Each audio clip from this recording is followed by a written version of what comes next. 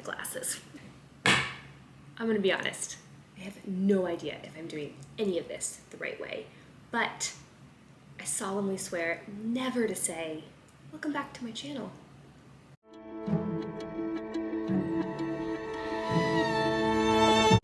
Hey there, I'm Autumn, host of the Commonplace podcast, and now the maker of these videos, which I hope will serve the podcast in the second season. If you don't know, over there, we are discussing the 20 principles of a Charlotte Mason education.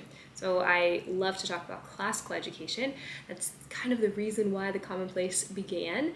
I want to bridge the gap I find between when you first fall in love with the idea of classical education and then all of the resources that currently exist. And they're wonderful, but you start to feel like you don't know the joke. Like you don't know enough Latin to keep up, or maybe you don't know who Boethius is or Plutarch and you would never spend your Tuesday night reading Plato. I'm trying to bridge that gap. So this season, as we work through the 20 principles, because I think it is of the utmost importance that homeschooling moms understand their pedagogy, or the what and how in your teaching method. I think it's kind of the most important thing we need as we start preparing to homeschool or in those early years of homeschooling. But I keep my podcast about 15 minutes, and so I don't have enough time to get into everything I would like to get into. And that's where the video idea came about. So this is kind of where we'll dig in, make it a little more practical, try and find some quick takeaway points that you can start implementing in your homeschools or in your home if you have kids who are younger than 6. And hopefully I can just translate some Victorian English into modern English for you, because it can be a bit of a learning curve, but it's well worth our time. So I'll be here every 2 weeks. That's the idea. Now, last week on the podcast, we talked about Charlotte Mason's first principle, which is children are born persons. And this one feels like, duh, obviously, like what else would my kid be? But if you think about it, not only in the late 1890s when Charlotte Mason was writing and speaking and teaching, but also today, there are a lot of ways we don't treat kids like they are full persons. I have a couple ideas for today's video, not episode. I have to learn a whole new lingo, but they're all from my real life. So let's get a working definition of Principle 1 if you have not listened to the podcast yet, although, of course, I'm going to link those sorts of things in the description box. And just saying that makes me twitch about being a YouTuber, but there it is. You can find it below. So anyways, children are born persons. What does that mean? It means that they are born complete. Generally speaking, if all goes well, you can expect when a child is born, they have all of their physical parts, right? They have what they need to grow physically. Now, a body needs to be fed, and so you give it proper food, proper exercise, you help it along, but you can't actually make your kid's legs get any longer. The body just knows what to do to grow.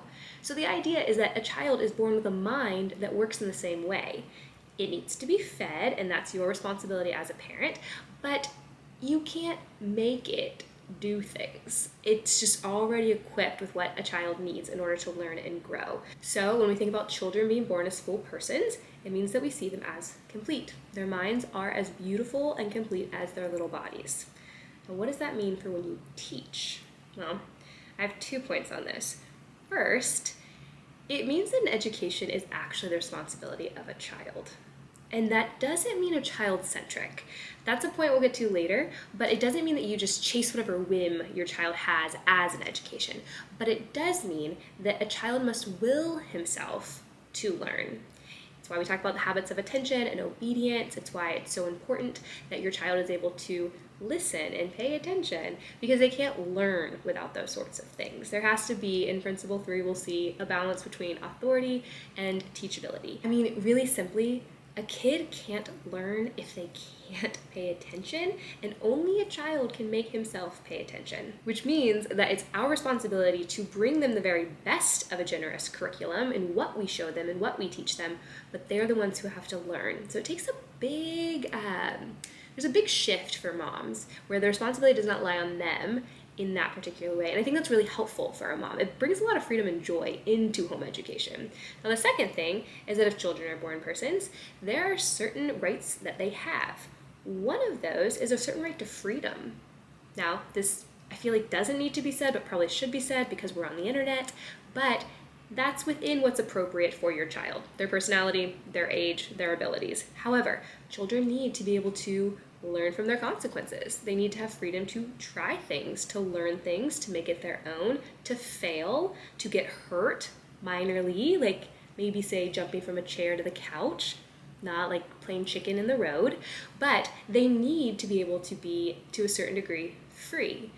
And that's something moms kind of struggle with, or at least I kind of struggle with. So before we get into 3 ways that you could consider if you're treating your children as born persons in your home right now, I want to pull out an idea from the book Ourselves about education as a lever. I kind of want to use that to kick off the video part of the season because I think it reminds a mom the overarching theme in a Charlotte Mason education. So oftentimes when we think of children, we think in our time, like in our modern time, in our education, in our programming, and even the language I'm using right now, that just sounds very systematized and computer oriented, like a child is a machine, that we need to come down to a child's level, that they are kind of like really bad short adults, if they're even people at all. But what we actually want to do is not come down to them in that sense, in a condescending sense, but come down to them with sympathy, as in, I see where you're at, I see what you need to learn, I see where you need to grow. Just like you might look at yourself and see all the ways you still need to grow. It's not a belittling or an unloving thing, it's a right seeing and a care for someone. And you use the beautiful things of God's world, beautiful literature, art, music, and you offer that, you extend it to a child as a sort of lever to pull them up. You're not coming down to sit in the muck with them and leave them there and give them stupid cartoons that have untrue storylines, if storylines at all, that tell them to look within themselves for all the truth and goodness in the world. No, instead, you give them what is the most beautiful, what is good and true, and you allow that to call them up to a higher order, because children are born persons. They have souls. And because they have souls, they were made for what God has made in this world. And so education as a whole acts like a lever. And I like that idea because it kind of reminds you when you're sitting at a table of barbarians who like fidget and they throw their food on the ground, or they think it's fun to put their crackers in their water and they say it tastes better than you know it does. And you're like, why am I trying to show you Monet? Like, is there anything happening here? And it reminds you that you are offering them something that helps form them to the future. It forms them to being a full person, a healthy person. And Mason says in another place that we know that the quality of a man's work and life is in direct proportion to how whole he is, to how his soul has been furnished by beauty and by goodness, and what that has done to set his course upon what he pursues, what he values, what he sees as a flourishing life. She says it much more succinctly because the woman is so great with a pen, but the general idea is that we are offering something that will change our children, not coming down to their level and sitting there with them. So I kind of want to just like throw that out first because I think it's really helpful to keep your eyes on the fact that your children were made as full persons, just as you are, and so the things that would feed your soul or challenge your mind or grow your mind can also be offered to them with good effects. They're mature, but they're not less than people. Now, let's pivot to 3, like one of those pictures on YouTube too, 3 considerations about children as born persons. So, first thing, you cannot manipulate a child. And that sounds harsh, right? Like, I don't manipulate my kids. I love my kids. And I'm sure that you do. I know I love mine. And yet still I manipulate them because it is more convenient for me often to get the desired behavior without too much thought about what I am forming in their hearts through the process. So, manipulation in Charlotte Mason's mind would be fear, like threats, like if you don't, this will happen. Bribing, if you do, I'll give you this. Playing upon a child's emotions, manipulating them in a way where they are longing for your affirmation or adoration or respect or some part of your love towards them. All of these things are very effective tools to get a child to do what you want. That's why moms often fall back on them. We kind of shoot from the hip and we say, and we get what we want and we move forward. But in that moment, what are we motivating a child with? Fear, reward, love, nothing you actually want to be the motivation behind a child's behavior. We want children to do what is right simply because it is right. Pulling from Ephesians 6, children obey your parents in the Lord, for it is right, is the single command given to children in the epistles. And it's a good thing to do it because it's right. So one day when your kids are older, the worst thing would be that your daughter is trying to get the attention of the cool girl or the boy she likes, and she's learned that if she can make people happy with her, that is a good reason to do things. Or your son can't be brave because it's the right thing to do, instead he's too concerned about what it will do to him. Will he get in trouble or will he be praised? We don't want those sorts of questions for our children. We want them to know what is due north, what is right, and then act upon that. So even now, in the earliest years, if you're like me and your kids are just on the cusp of formal schooling, you're already shaping what is the motivation behind what they do. We want it to be because it's right. So Mason would say, because your child is a full person, already you cannot manipulate them. Now second, education is the responsibility of the child, like I said. But part of that, and I think this happens even before you start formal education in how you speak to your child, what kind of books you read to your child, what activities you do with your child, is that you don't need to dumb something down to make it flashy or fun, to make it into a cartoon, to try and make it kid-friendly. Now there are things that of course kids maybe are drawn to more, and of course there are preferences and taste and appropriateness depending on the age of your child, but children can be offered what is actually beautiful. You can show a child an art book full of the great masters, and they will pore over it and make observations that you haven't made. They will remember things from other paintings they've seen.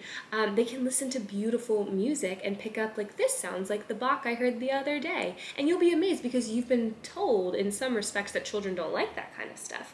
But I actually challenge you to put on a great symphony and see what your youngest children do.